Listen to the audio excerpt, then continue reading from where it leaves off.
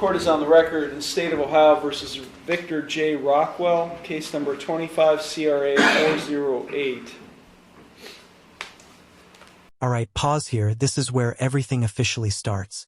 Criminal charges filed means the state believes they already have enough probable cause to move forward. This isn't a rumor phase anymore. This is the legal system saying, we're in this now. Question for you. How often do you think cases make it this far without an arrest first? On December 11th, 2025, criminal charges were filed against Mr. Rockwell. Service of the complaint and summons was attempted by the court bailiff, but on December 18th, Attorney Malcolm Stewart Douglas contacted the court and indicated that he was retained and going to be representing Mr. Rockwell in this case, and his initial appearance was scheduled for today with Mr. Douglas's schedule.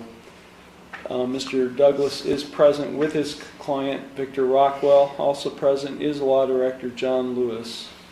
We did provide Mr. Douglas a copy of the complaints that were filed against Mr. Rockwell. Has he received those complaints? He has received those complaints, and Your Honor, I obtained a copy contemporaneously with my entry of appearance into this matter, and I've gone over same with my client, and he's acknowledged his understanding. This is a big strategic move. Waiving the reading of rights and penalties doesn't mean the defendant doesn't have rights. It means the defense already knows exactly what's on the table and doesn't want to slow things down. Efficient? Yes. Confident? Possibly. But sometimes confidence is exactly what gets tested later. So we would be waiving at this time a reading of rights. We would waive reading of the several counts contained within the complaint, together with any explanation of maximum potential penalties, and we would be tendering pleas of not guilty at this time.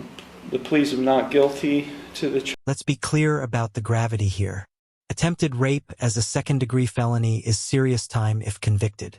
Add gross sexual imposition on top of that, and suddenly this case carries major legal and social consequences. This isn't a slap-on-the-wrist situation. This is life-altering territory. Charges of attempted rape, a second-degree felony, and gross sexual imposition, a fourth-degree felony, are hereby accepted. And you are retained, correct? That is correct, Your Honor. Okay, we will address the issue of bond. Mr. Lewis, I do have a written bond recommendation. Do you mind if I read that in the record, or do you want to say? Please do, Your Honor. Okay. I'm without my staff today, so I don't have a copy of it. Okay.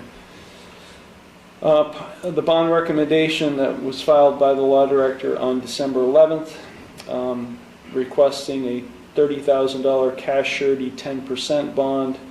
The allegations are that on June 21st, 2025, the defendant forcibly attempted to engage in sexual conduct with Brianna Wright and had forceful sexual contact with her, and is asking as a condition of the bond that the defendant be ordered. Now this is important. A no-contact order isn't optional, and it's not symbolic. Even a text, a DM, or having someone else reach out for you can land you back in custody instantly. The court is drawing a hard line here, and judges take violations personally. Have no contact with Brianna Wright. Is that still your bond recommendation? Yes, Your Honor. Okay. Mr. Douglas? Your Honor, we would have absolutely no problems with the bond condition of no contact.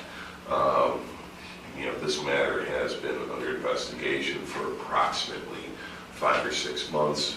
We've been cooperating with Detective Cleveland, and with anything he has required from my client. We would note that my client has strong family support. He's lived his entire life in this community, and we would be requesting an unsecured appearance bond or personal recognizance bond in this matter. It's been long enough. If he were going to be a flight risk, he would have exhibited that tendency by now. If he were a danger to anyone, he would have exhibited that in the last 6 months, and that's just not the case. I believe that an unsecured appearance bond at this time is. Defense attorneys always lean on community ties, family support, lifelong residence, cooperation with police. And to be fair, judges do weigh that heavily when deciding bond. But here's the real question. Should stability outweigh the seriousness of the accusation? That's where opinions start to split. Reasonable. Thank you. Thank you. I do note that Mr. Rockwell has no prior criminal history.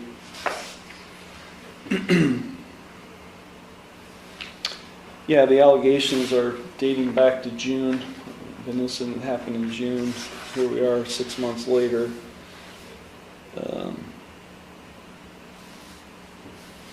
The address in the complaint, Mr. Rockwell, you're still living there? Yes, Okay. And how long have you lived there? my way. Okay.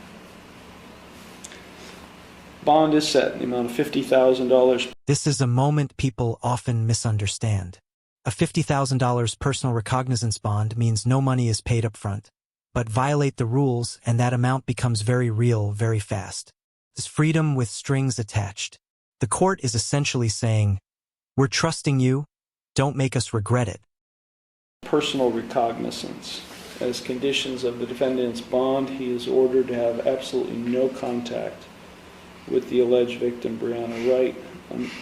We did talk briefly off the record, Mr. Lewis, just to make it part of the record. It's my understanding Ms. Wright has indicated to you that there have been no incidents since this alleged incident. That's correct, Your Honor. I've spoken with Ms. Wright within the last couple of weeks here personally, and she did not indicate that there have been any contact from Mr. Rockwell. Okay. Thank you. So you're being released on your own recognizance today, Mr. Rockwell, with the condition that obviously you have to appear for each and every hearing that's scheduled. Mr. Douglas will make sure that happens, but you're also ordered to have no contact with Brianna Wright, whether that's you having contact with her or whether it's someone else being directed by you to have contact with her. You absolutely have no contact whatsoever. Understood? Yes, Your Honor. We will schedule this case for a preliminary hearing in the near future with Mr. Douglas's availability. And I will have my client execute a time waiver to facilitate scheduling. Okay, thank you. Thank you. Mr. Douglas, anything further? Nothing further, Judge. Mr. Lewis? Nothing further, Your Honor. Okay, go to the clerk's window and they'll take care of you. Thank you very much. Thank you.